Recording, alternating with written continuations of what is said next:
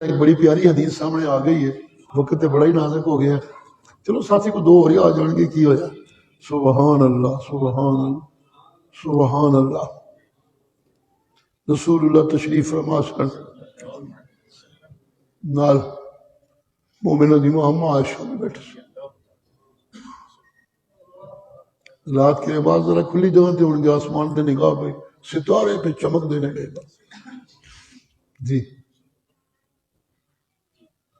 آپ نے فرمایا عائشہ میرے ستارے رب دیاں طاقتاں نے کوئی گن بھی نہیں سکتا، یہ جدے بنانے سے دور دیاں گلاں نے. جب عائشہ بھی مومنہ دی ماں سن اسے وقت پیاریاں بھی سن. بڑا خوبصورت سوال کیتا، یا رسول اللہ یہ ستارے جڑے گن نہیں ہوندے انہیاں کسے بندے دیاں نیکیاں بھی ہیں نے امت وچوں جہاں گنیاں ہی نہ جان. سبحان اللہ. دل میں ہوئے گا نے میرے پیو کا ہی تذکرہ کرنا نے. ہر سوالی دے اندر بھی ایک چیز ہوتی ہے نا کہ یہ جواب منو ملے گا. رسول اللہ نے بڑے معصومیت میں فرمایا ہاں عمر ابن خطاب دی نیکیاں گنیاں نہیں.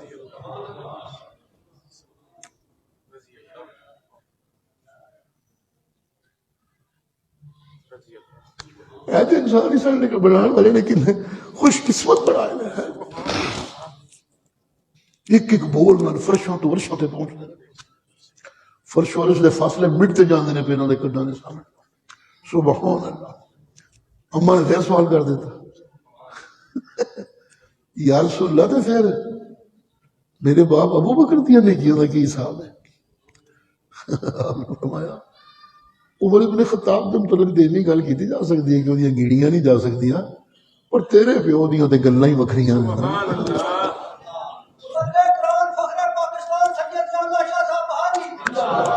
تیرے پیو دیاں گلاں ہی وکھریاں.